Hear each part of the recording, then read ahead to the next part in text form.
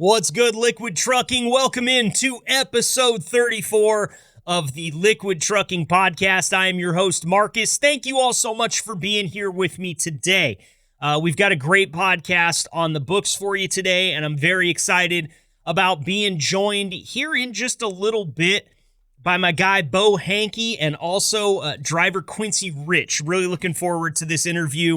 Back when I was doing what we call the discovery for this podcast, this is the first time that I showed up at the Liquid Terminal with a backpack and a spiral notebook and a ballpoint pen in my hand to meet many of the great office staff working at Liquid, see the old terminal, the new terminal as it was under construction at the time when I made my first pilgrimage out to Plattsmouth. And I sat down with Beau Hanke, my guy, and I had such a great conversation with him. And I've had many more since then, of course. Even got to go and enjoy lunch at a famous burger place there close by in Omaha when I was back for the podcast launch. Now, one thing that Beau told me that I wrote down, and it really resonated with me, was get right, get lucky, and learn from it. And I thought, that's interesting.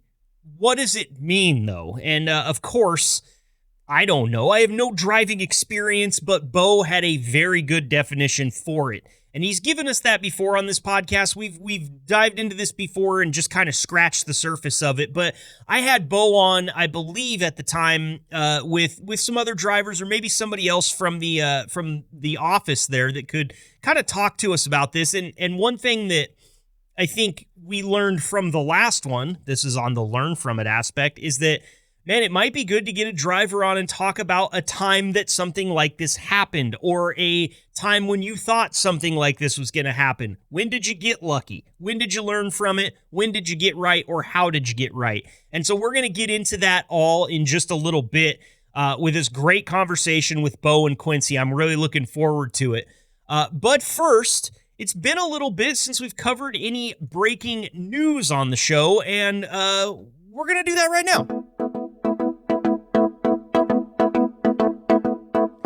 We are a little bit late to this one, but considering I covered it back when it was going on, I definitely wanted to bring you the sad update to the story surrounding missing truck driver David Schultz. Now, as I said, many of you probably have already heard about this, as this story actually broke back in late June, and I'm getting my information here from freightwaves.com for those of you that are looking for the story. Iowa authorities have concluded that a trucker whose body was found in April, less than a mile away from his abandoned truck, died from hypothermia after he used meth. The Sac County Attorney's Office announced Friday that the death of David Schultz, whose body was discovered April 24th, was indeed accidental. Schultz was a 53-year-old truck driver from Wall Lake, Iowa, that was reported missing after his truck was found abandoned on November 21st. If you go back to those episodes in that area of time, that late November, early December time period, is when you'll find us kind of covering this story here on the podcast. And at the time, pretty much everybody involved suspected some type of foul play. His truck was found in the middle of the road. His wallet and phone were still there. It was really eerie and odd that this happened. And where was it? Just people don't just leave their trucks and disappear into thin air, but David Schultz did. It's being reported here that he had been driving for some 30 hours on end at the time that his truck stopped. He had picked up a load of 120 some odd pigs, but he did not ever reach his destination. It looks like he had ingested some methamphetamines and was probably under some great sleep deprivation when he wandered away from his truck and indeed died of hypothermia in that cornfield. So a sad ending to the story for sure, but at least an ending. I know that David's family, while you never want to hear about the demise and passing of a loved one, at least now you have a little bit of closure here, and hopefully that can bring the family a little bit of peace in this very trying time. David Schultz, once again, 53-year-old trucker from Wall Lake, Iowa, passed away after some methamphetamine usage and consequently hypothermia out in that cornfield. Very sad stuff. Moving on to some more breaking news that will get us away from such sad news. This one's coming out of Washington. Also got this from FreightWaves. The FMCSA has delayed the speed limiter rule to May 2025. It says here federal regulators are delaying several rulemakings affecting the trucking sector, including a controversial rule that would limit new trucks' engine speeds. The Federal Motor Carrier Safety Administration's proposed truck speed limiter rule, scheduled to be published last month, has been delayed to May 2025, according to the U.S. Department of Transportation's latest agenda release by the White House Office of Management and Budget. The proposed rule, which would require that trucks weighing over 26,000 pounds be equipped with an electronic speed governor to set the device at a yet undetermined maximum speed, was originally scheduled to be issued by mid-2023. The date for the controversial proposal, which generated close to 16,000 comments, has now been delayed 3 times since that original date. The FMCSA is also delaying by 8 months proposed changes to ELD operations, including whether they should apply to pre-2000 engines. A notice of proposed rulemaking scheduled for October 24 has been pushed back to June 2025. We've talked a lot about speed limiters on this podcast. We've heard what drivers have to say about them widely over this podcast and other podcasts that I do for other trucking fleets. What we found is that drivers are generally not cool with these speed limiter regulations. And I think that is not necessarily the speed limiters that they already have. They're used to those. They're worried about being governed on top of where they're already governed. Maybe you're governed at 67 and this is going to come in at 65. We're already facing, a lot of detention at shippers and receivers. We're experiencing low freight rates. We're experiencing less ability to be able to get freight where it needs to go. Obviously, this is a trucking in general thing. This isn't just specific to liquid trucking, but these mandates and legislations can definitely have an effect on that. And from what I've heard from many drivers and also some office staff over the course of my dealings, this is going to provide more problems to have to deal with, because obviously, if you can run at 67, you can get there faster than if you run at 65.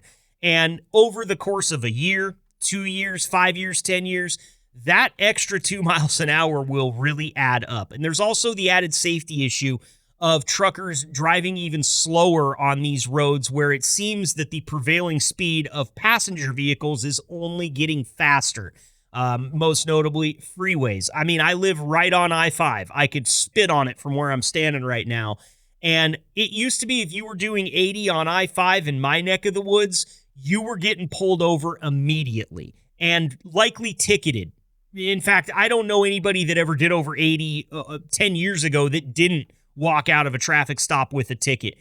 Now, I'm seeing people fly by me at 85, 86, 87 miles per hour. And yes, I've seen them pass state cops sitting in the median on I-5.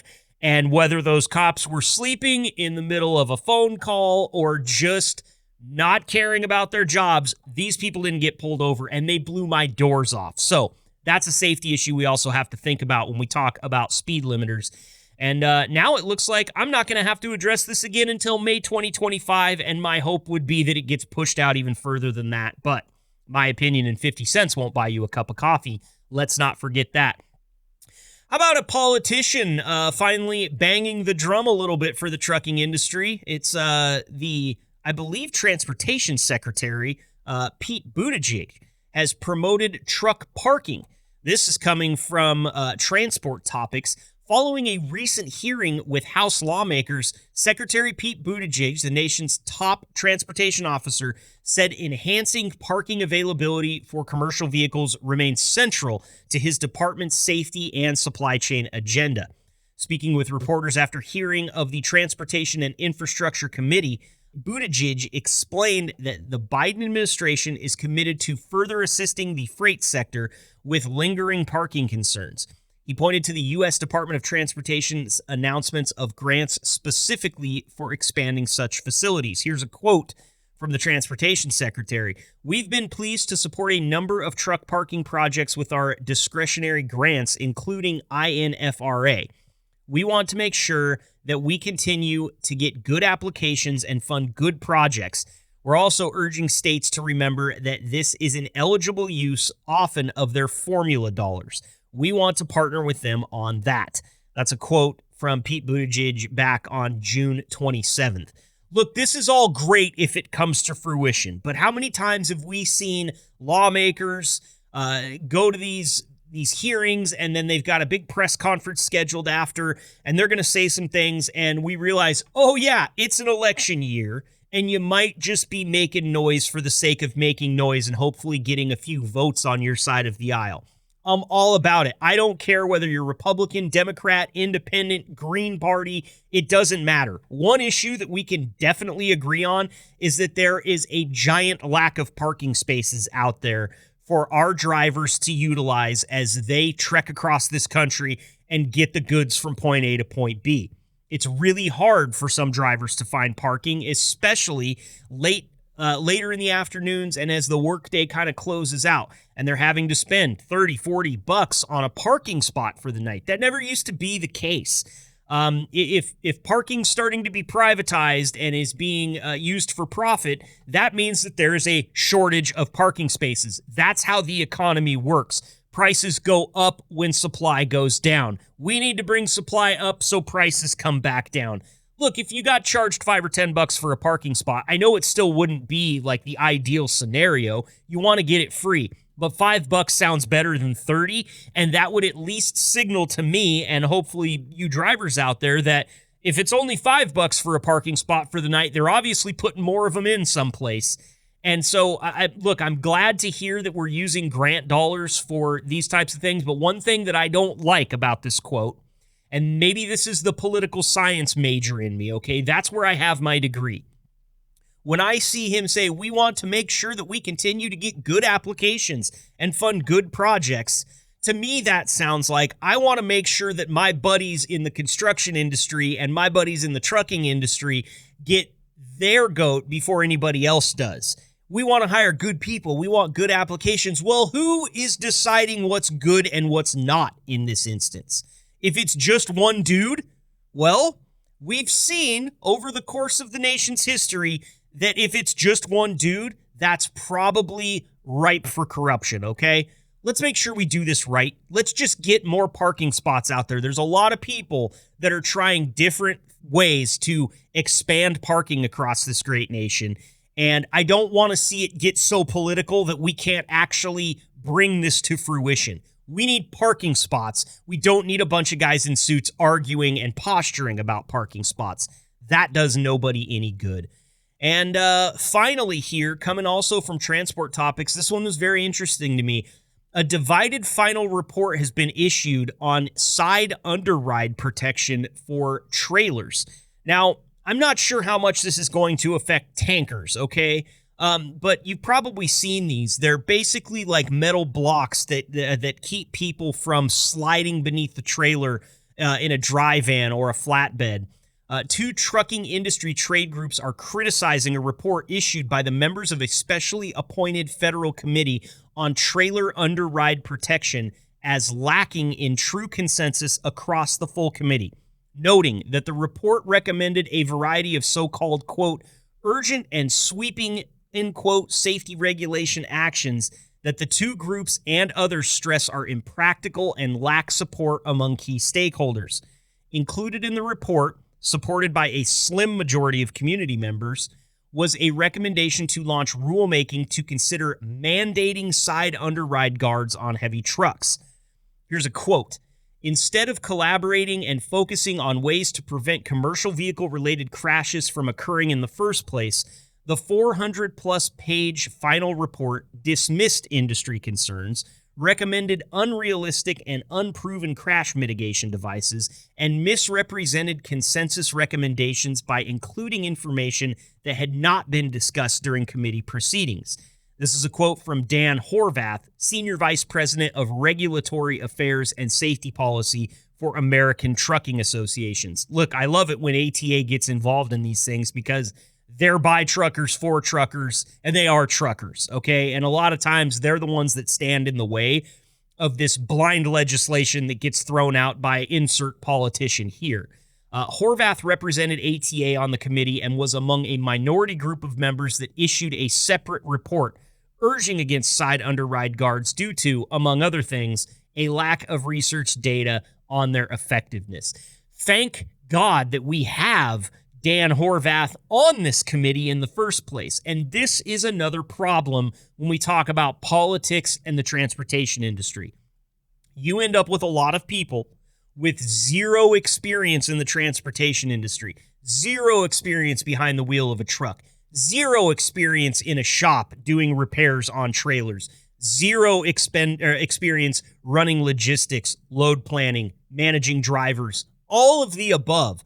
And then all these people with none of the experience start trying to enact laws and legislation and all of these sweeping and wide, urgent legislations that come across their table, and they just want to push them out there to push them out there. Look, I'm a lawmaker. I'm doing my job. We need people like Dan Horvath in the room with experience that can look at this stuff and say, you guys are putting the cart before the horse. We do it a lot in the trucking industry with our legislation. We see something, electric trucks, that's going to reduce the carbon footprint. California, we're going to mandate it. Well, guess what? You don't have the infrastructure. You're not well enough planned out, and the whole thing's going to come crashing down around you while affecting the rest of the industry at large. We need people like Dan Horvath, and we need associations like the American Trucking Association to help us, I guess, raise the red flag when things like this are proposed by people who have no idea. So hats off to the American Trucking Associations. Look, I know you might not agree with everything that they lobby for or everything that they try to change in the industry or try to keep from changing in the industry, but the fact is we've got experienced people out there fighting the good fight. And in my opinion, again, I think that that's a really good thing. And I will always remind you, my opinion and 50 cents, it won't buy you anything other than a couple of tries at a claw machine. And everybody knows those things are rigged. Listen, we've talked almost 20 minutes here. We've gotten through the homework. We got you some breaking news. Appreciate Transport Topics and Freight Waves for always bringing great coverage of the trucking industry that we utilize all the time on this show. Okay. I just needed to take a breath there. That was a mouthful. I mean, did you hear that guy? Did you hear Dan Horvath's actual title right there? It was Senior Vice President of Regulatory Affairs and Safety Policy for American Trucking Associations. Your job title is a paragraph, and it was really hard for me to get through it without fumbling some words. So, big pat on the back for your podcast host today. Thank you, thank you, thank you. Was there going to be an applause? I feel like somebody wants to play me an applause back there behind the glass. Somebody misplaced their applause button. Let's get to Beau Hanke and Quincy Rich. We've got a great interview coming up. We're going to talk about get right, get lucky, and learn from it. Welcome to the gold standard of podcasts for the gold standard of drivers. This is the Liquid Trucking Podcast with your host, Marcus Bridges.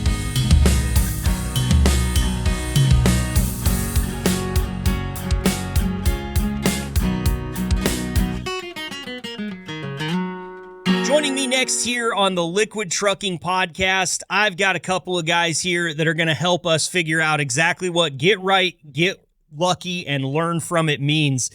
One of those is the gentleman that brought me that quote. It's driver training and development leader Beau Hanke joining us again here on the podcast. Beau, thanks for being here. Yeah, glad to be here. It's been a while. It has been. Always good to have you back. And joining us this time, we've got a first-timer here with us in Liquid driver Quincy Rich. Quincy, appreciate the time. Yeah, glad to be here. Now, we're going to talk to both you guys here, but Beau, I'm going to start with you on this one. You've got a lot of driving experience, man, and a lot of driving experience out in places where there's nobody to help you because you've told us before on this show that you were out there driving kind of up in Alaska in like the ice road territories, correct? Yeah, I've done some wilderness. I mean, not so much even there, even down here. I did some as well. It's flatbed, heavy haul type stuff. So Okay. And so when the phrase get right, get lucky, and learn from it, does that come from your driving experience in the heavy haul flatbed stuff? Where does that come from?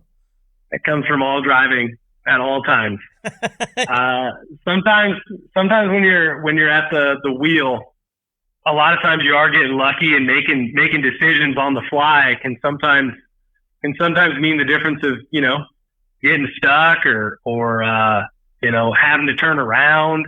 A lot of those times, those lead to rollovers and bad situations. Absolutely. And nobody's getting lucky in a rollover. At least I haven't heard of one yet.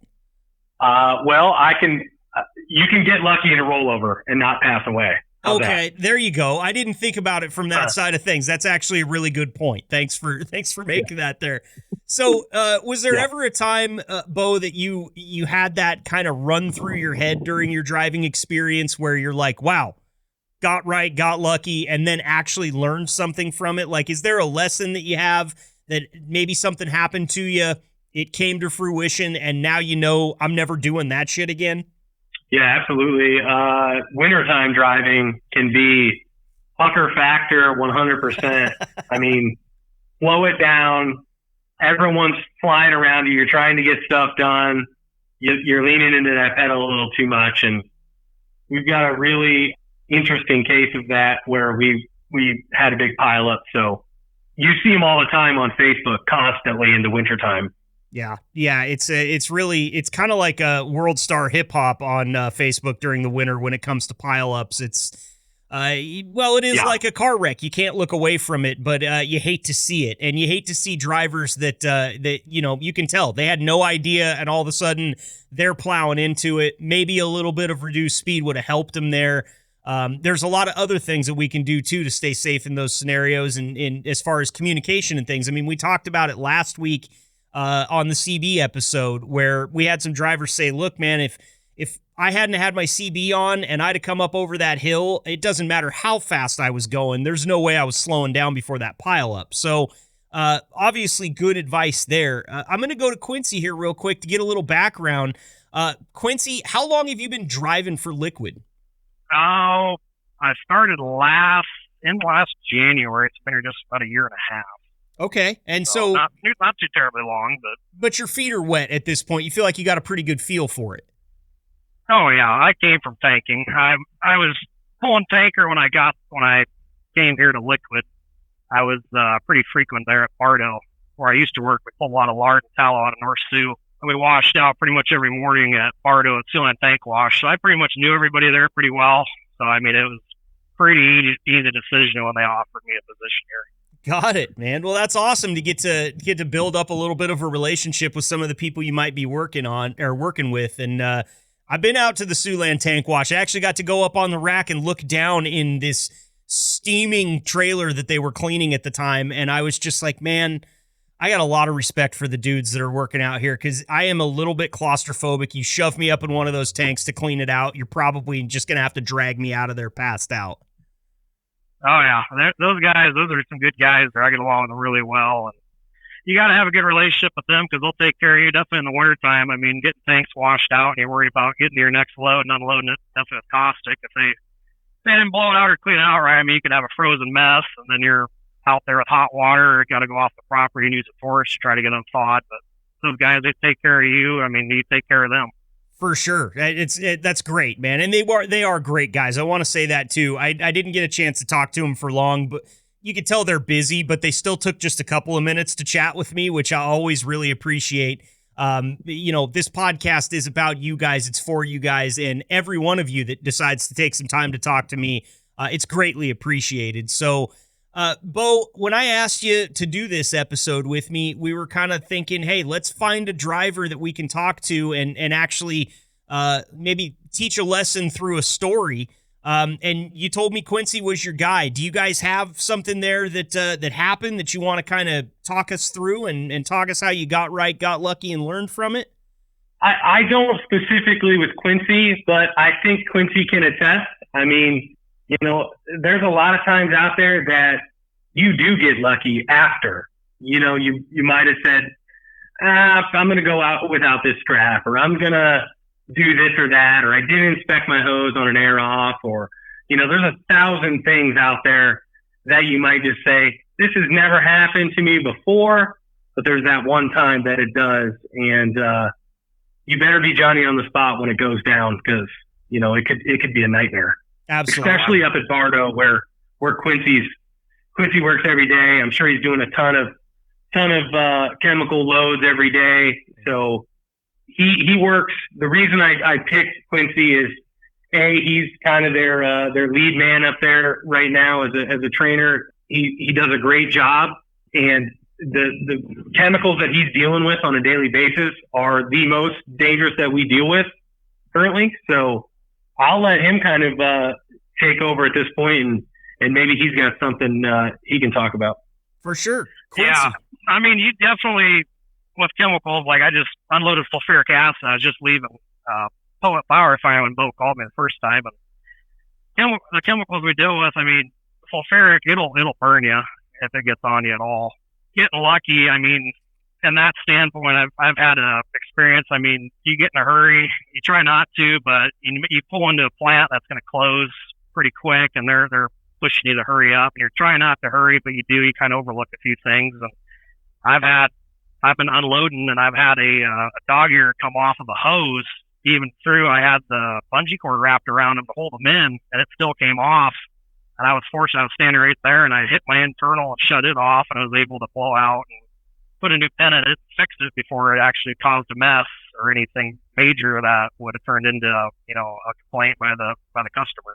Sure. And so, I mean, it's just things that you find and you learn. You just, even if the customer's rushing you, I mean, just take your time, inspect your stuff definitely before you send that product, because once you send it, you're committed. For sure. No, and it sounds like you kind of, in that situation there with the dog ear coming off, that was a little bit of a mix of luck and quick thinking, because it sounds like you shut it off right in the nick of time. If you'd have been standing maybe even just a few more feet away, you might not have made it there on time. No, exactly. I know. I mean, sometimes the trainee that I just trained, I mean, I've told him, I said, always stand within 20 feet of your back of your trailer. I mean, I kind of wander. I kind of make like a half moon. I kind of meander around my trailer, always checking stuff, and I'll keep an eye on the pump, make sure nothing's leaking, or, make sure my truck's not burning down on me or getting overheated. But I was just happening to be standing right on the right side, right by the internal, and that happened, and I heard a thump noise and looked down, and I was able just to reach up and pull the release off, shut the internal, and shut the flow off. Okay. So, I mean, it was probably luck. Yeah, more luck than skill. Hey, my dad always has this thing that he tells me every time he sees me get lucky on a golf course. He says, I'd rather be lucky than good 7 days of the week. And, there is something to that. I think that being good is a big goal of all of ours. But obviously, if we could choose to be lucky, we'd all take that hands down. Man, I'm a gambler. I like playing cards. Give me all the luck you've got.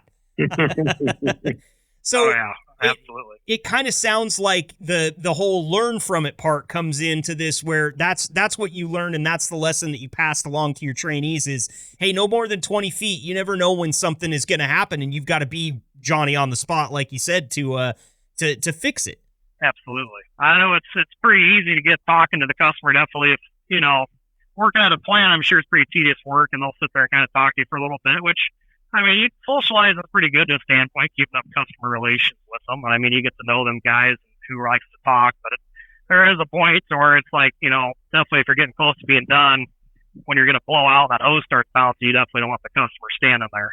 Yeah. So, I mean, there's that separation point where you got to get back into reality and, take care of your job, but also, be respectful of the customer there too. For sure. And the customer service part of that is so important. And I've not met a liquid driver that didn't like to talk yet. So I understand that, it's important part of the job. And it's also easy to do, man. I never shut up. In fact, that's my CB handle now. Never shuts up, bestowed upon me by liquid drivers. So I get it, man. And of course, you spend all that time in the cab and you get out. It's nice to be able to stretch your legs a little bit and maybe walk around, but you got to keep that first priority in mind. Is there anything else like that you are constantly concentrating on, Quincy, when it comes to training the drivers out there at Bartow? I mean, the chemicals, we already mentioned them. It's dangerous. There's a lot of things that can go wrong. What are some of the high points that you're making sure to hit with every single one of your trainees out there? Well, the number one is make sure, you're wearing, they give us the proper PPE to wear. Make sure you're wearing it correctly. A lot of guys will try to get away with throwing on safety glasses and calling it good. You got to have your goggles, you got to have your shield down, definitely when you're hooking up and disconnecting. You got product there. If you pull a cap off the hose too fast, it throws some liquid up in your face. That's on you. You had the proper equipment there to protect you, but you chose not to use it properly. Mm-hmm. But I haven't had an issue with that with the trainee I trained. He was very, very good with putting his PPE on and making sure it was all done correctly. So he he came from hauling fuel. So, he was already pretty aware of hazard, hazmat, things like that. So, for him, it was pretty easy. It was pretty easy for me to kind of train him. So sure. And if you're interested in hearing our episode that we did on proper PPE usage, you can check that out. It's in the podcast feed, episode 30. That one launched back in June, and that was a great episode where we covered all sorts of aspects of proper PPE usage, what to have on the truck. So definitely go check that one out. Beau, how about you? I know you're in training too. How about some high points that you're being sure to hit with your drivers, kind of in the get right, get lucky, learn from it land? Well, there's a lot of instances where, I've gotten lucky. One comes to mind. I always check caps for pressure. I talk about it in almost every class. Pressure kills. Any objects in motion, anything like that is going to hurt you. I always say airing off is the easiest, fastest, most dangerous way to unload. Yeah, it's great. When you can use it, it's amazing. But you can seriously get hurt, and it doesn't even have to be unloading. You can fill up your back cap pretty easily with 110 PSI and blow your finger off with that cap. So, relieving pressure and double checking things, that all comes from learning, man. You blow a hose off one time and you wear some molasses around or Peptone or fish oil or any of those things one time, usually you don't do it again, but you learn from it. And hopefully it doesn't maim you seriously. So there's 100 things that I go over in orientation that are from personal experience. Right. Most of all the stuff that I get to talk about in there is mostly personal, but every day, as they say, safety's written in blood. So something happens and then we react. And then, these safety messages we send out, that's because that is happening right now. And a lot of the older guys I know, they're like, yeah, we've heard this 100,000 times. But, one thing that we noticed, I'm pretty sure Mike Wilson said it. He said, you usually don't have your catastrophic failures or incidents until you've been here long enough to get to the point where you're comfortable. Mm-hmm. If you're uncomfortable when you're unloading, you're probably doing it right. You should be. Something can go wrong. Something will go wrong if it's, it will.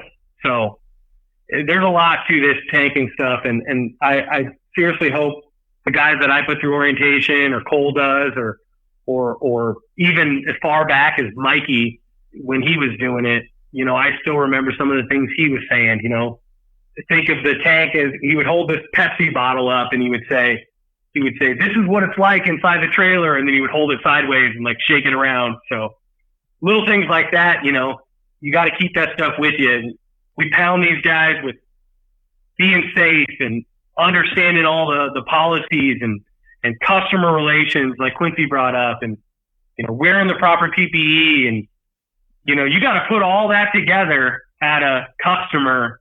And sometimes, it can be difficult. Like Quincy said, if they're rushing you around, or, hey, I'm trying to get in here, I'm just trying to get unloaded. Well, you got a paperwork issue, blah, blah, blah. Now you got to go sit. You're frustrated with that.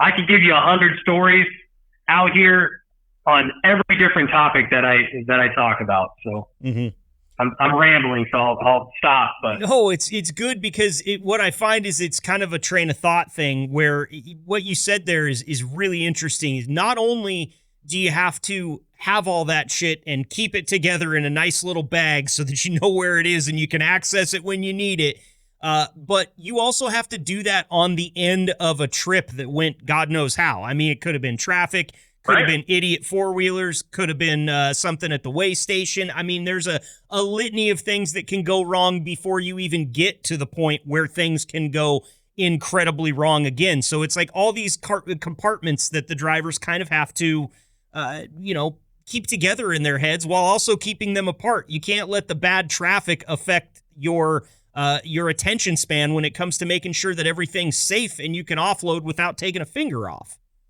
Yeah. Quincy, that's exactly it. I've got to ask you this question based on, actually, you know what, Beau, I'm going to ask you first because you were the one that brought it up. You said if you wear molasses or fish oil or any of these products around, you might not do it again. You might learn from it. What's the worst one of those products that you've ever worn, Beau? Fish oil. Fish oil. By far. Sure, yeah. That sounds pretty bad. That sounds liquefied pig guts. Oh. And I mean, as soon as it hits the air, it starts rotting. So that's pretty bad, but I'd say fish oil. I was in Minnesota. I was at a Purina, and they had a filter. So a lot of these customers will have these filter baskets right as you hook on, and it's colder than cold. I would use another reference, but I won't since we're on the podcast. But anyway, it was cold. It was very cold, and I hook on. I try to get through this filter. It's frozen solid. They didn't check it. No one wants to touch the fish oil basket because you get that stuff on you. You don't get to take that home to mama and have her wash it. Right. She is not washing that in her washing machine. So anyway, I get it all over my gloves. And I mean, this stuff is bad. I mean, you can ask any driver that's ever held it or loaded it or done anything with it. It is the worst fish smell possible. Oh. And you get that stuff on you, man, you won't ever get it on you again. Yeah. You will learn from it is what you're saying. Yeah. All right. Well, Quincy, I know you're going to have a story there too with all your tanking experience. What's the worst thing you've ever worn when you didn't get lucky? Well, I would say it was not as bad as Beau's, but it was lard. I worked out before here at Liquid. I was going out to Lando Lakes, feed nutrition in Union Center, Wisconsin. And I got to know this. Oh, yeah. Yeah, you guys took that load from us. Part of yeah. So anyway, yeah. Funny how that works. Who's got it now? Yeah. Little friendly competition never hurts. No kidding. Yep.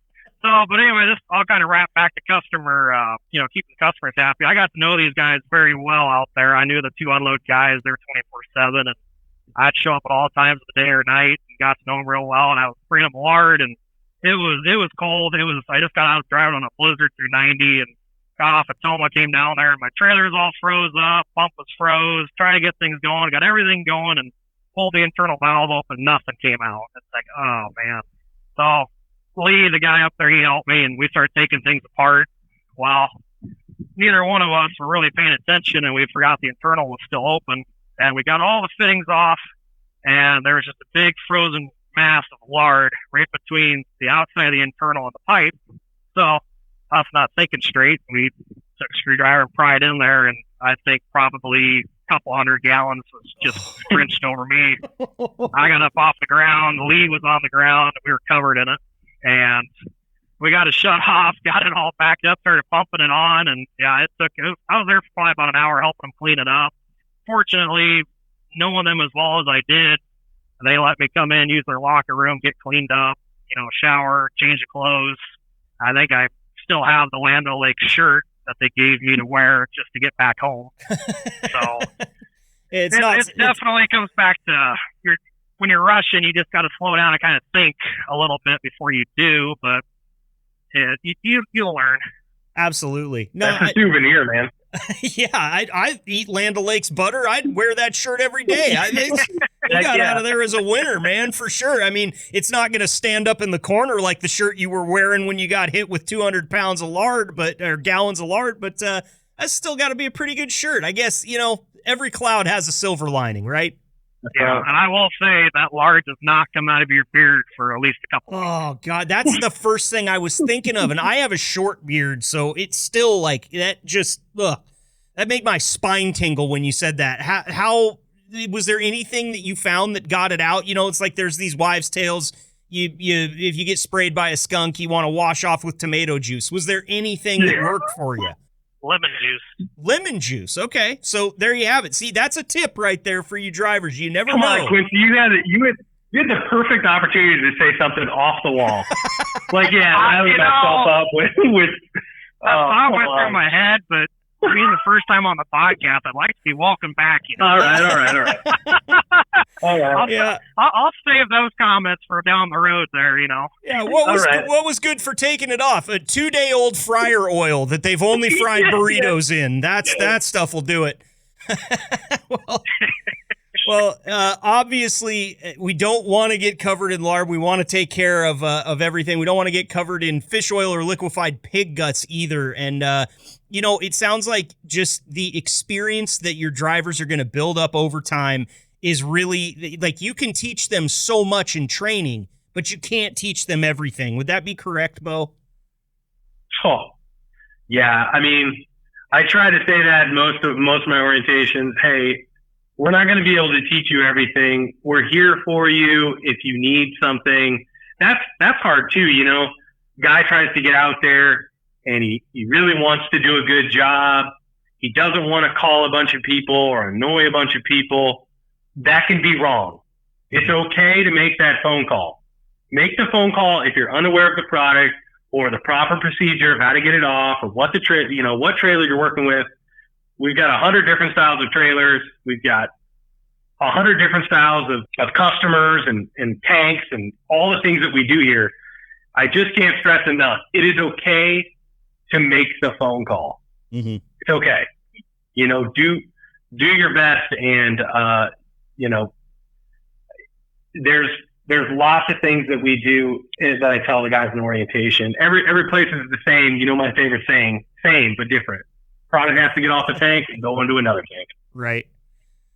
Now that's a good point. And the other thing that I've learned on this podcast, Beau, is just from talking to as many of them as I had, is that there's some well-tenured drivers out there too that are willing and able to help you with some of this stuff. And if for whatever reason you're having misgivings about calling the office because you feel bad, maybe you bugged them or something like that, you get some of these drivers' numbers out there, like a Dan Tijnowski or a Polar Bear. These guys have got the knowledge too to help you through some sticky situations. And from what they've told me here on the podcast, they're more than willing to help.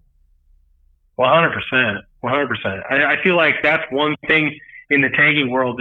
It's kind of like a brotherhood, and you can't just sit in the seat and watch them struggle, man. Get out and help them, or don't be afraid to ask, because most of these guys are really willing to share their knowledge.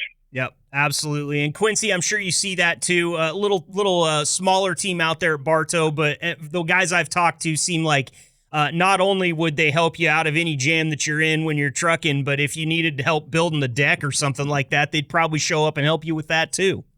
Oh yeah, I've opened my mouth and said that I went to college for construction management. The amount of people, hey, how would you do this? Or can you draw me some plans? It's like, yeah, I can help you out in the tanker world. But no, it's definitely, I've been out of CF loading urea or loading PF, and you get some newer drivers in there and they kind of forget things. You're sitting there, you're talking to them, and you see them a lot of times. I guess this would be more of a tip than anything. When you're loading PF or urea out of CF Industries, you shut your lid actually underneath of where you load. You don't pull out and drive halfway down the plant with your lid open, because they kind of get a little wound up about that. And then you got CF employees chasing you down. But I got to talking to one guy down there, and I asked him where he was going, and he said he's going out to Poet and Arthur. And I said, oh, you got your seals? And he looked at me and he says, what seals? And I said, well, you need 2 seals and a C of A to unload down there. Otherwise, they won't let you unload. They'll reject you. And he gets to looking at his Qualcomm, and he didn't scroll down far enough to read the comments on the order. I've done it. Oh yeah, we've all done that. Oh yeah, you just hurry up. I mean, definitely with Bardo, like I'm a local up here. I go to the same places just constantly. Half the time when I pull up a load editor, I'm just like, I just scroll down, look at my load number, memorize it or write it down, and I just go right in because you just kind of get that repetition. And then you get a new one, you kind of do the same thing, and you get up there, and they're like, well, do you have, where's your seals? And you're like, oh, go back and look in your truck and look at your load editor, your order comments. The seals required, so you hope and pray that they'll be nice to you. And you explain the situation, what happened, and I've never had a problem with it. But I mean, that's one thing I guess you could do is, make sure you're always checking your order comments, definitely if it's somewhere new, or even if you haven't been there in a while, it doesn't hurt to scroll down. Most of the time it's blank for our order comments, but sometimes there's stuff there or new comments that are there from different problems that have arisen in the past. Sure. And nobody wants to get rejected just for forgetting a seal. I mean, I can imagine that'd make you want to tear your beard out right there on the lot. I mean, that's frustrating, especially after you've gone through everything to get that load there on time to the right place safely. And then it's something like that throws the whole operation into the garbage disposal. You don't want that. So one thing I'm hearing from both you guys that it sounds like is kind of universal here is that slow down thing we talked about with the speed is also kind of relevant for all of this stuff, like slowing down to check the Qualcomm just a little bit better, slowing down to make sure you've got the PPE that you need, just taking a breath, taking a beat every now and then, and making sure that all your ducks are in a row. Absolutely. That's exactly right. Double check. I always tell the guys in orientation, you are going to get better at this. You are going to get faster at this. Getting faster and better can also be your worst nightmare. Mm-hmm. Because now you're skipping things or you're moving things through things so fast that you need to take a step back. And hey, if you're ahead of schedule, you got time for another walk around. Do another walk around. Do some, extra stuff at that point. Sure. Just fill in all the gaps so that you don't get covered in fish oil. I mean, when you look at it through that lens, it all makes sense, right? That's exactly right. Well, Beau, Quincy, I've taken up enough of your guys' time today. I greatly appreciate you coming on here and having this conversation with me. I think it's always good to teach lessons through stories, and every now and then we get a laugh out of them too. So really appreciate the time. And Beau, as always, I'll give you some time here. If there's anything you'd like to say to anybody that might be listening, whether it be drivers, staff members, friends, family, the floor is yours. Yeah, just hope everyone had a good fourth. I haven't talked to a whole lot of drivers since I've been back all week this week, but it was a short week last week, and I think hopefully everyone got some time with their families over the holiday, and watch your speed out there. I'll shameless plug on that. Yep. That's pretty much it. That's pretty much all I got. Be safe. Always be safe. You never know. We watched a video just yesterday. A car made a U-turn in the middle of a 4-lane highway off of an exit ramp right in front of our truck. So you just never know what other people are going to do. Be mindful. Watch what's going on. Read the signs. Do all the things. That's all I got. Well said there from driver training and development leader Beau Hanke. A ton of experience driving all over the place. So definitely a guy you want to listen to. Also a guy you want to listen to. We got Quincy Rich in here. First time on the podcast, Quincy. You did awesome. We will absolutely have you back and get some of those tongue-in-cheek tips that you were talking about earlier, like getting that lard out of your beard. But anything you want to say to any of the drivers, staff members, friends or family, or anybody that might be listening, Quincy, the floor is yours.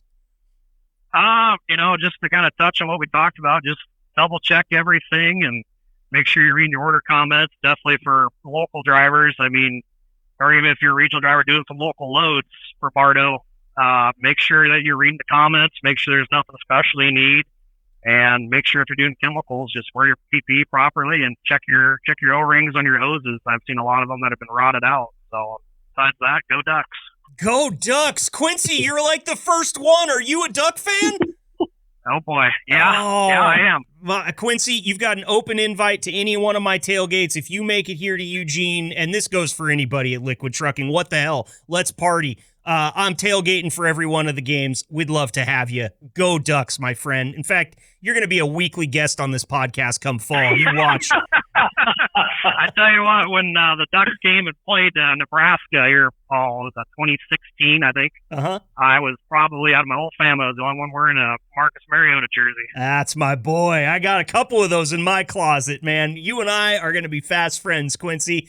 I'm loving it. Beau, Quincy, thank you both so much, okay? Be safe out there, Quincy, when you're driving, and we'll get you both back on here soon, okay? Awesome. Sounds good, Marcus. Thanks for having us.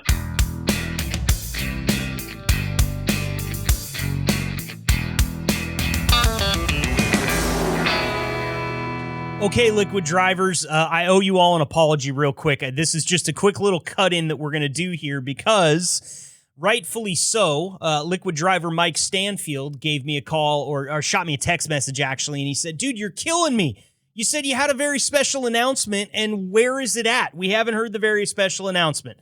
And so, hats off to Mike, first of all, for holding me to a standard that I should absolutely meet. And hats off to the rest of you for not burning this place down, for not telling you what the announcement was. I apologize. It was just, we're trying to get some things confirmed, and now I have it confirmed. And so here it is, the big announcement that I was supposed to make maybe a couple weeks ago. You are instructed to save the date for the second annual Liquid Trucking Employee Jamboree. We are thrilled to announce, after the success of last year's event, the second annual Liquid Trucking Employee Jamboree is happening on September 21st from 2 p.m. to 6 p.m. at the admin building at the Plattsmouth Terminal. Please mark your calendars and save the date. More details about the party and the sign-up sheet will be released soon, so keep your eye out for details in a future message. Of course, we can't wait to celebrate with all of you. I say we, I won't be able to make it out there, but it is on my list of things to do to find a way to get to the Liquid Trucking Employee Jamboree at some point in time because, man, I've heard it from every angle. A Polar Bear, Tony Brown, you guys are cooking some crazy food out there. You got yard games. Everybody's having a good time. The Employee Jamboree, once again, save the date. Mark it on your calendar. September 21st from 2 to 6 p.m. at the admin building at the Plattsmouth Terminal. It's the second annual Liquid Trucking Employee Jamboree.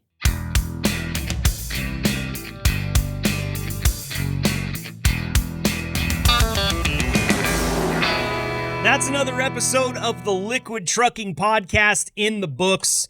Liquid Trucking, I can't thank you enough for always bringing us such great content. You know, a lot of the times people look at a podcast host, they hear that that's my job. Oh, so you're the guy, so you're coming up with everything, and you're entertaining them, and you're bringing them...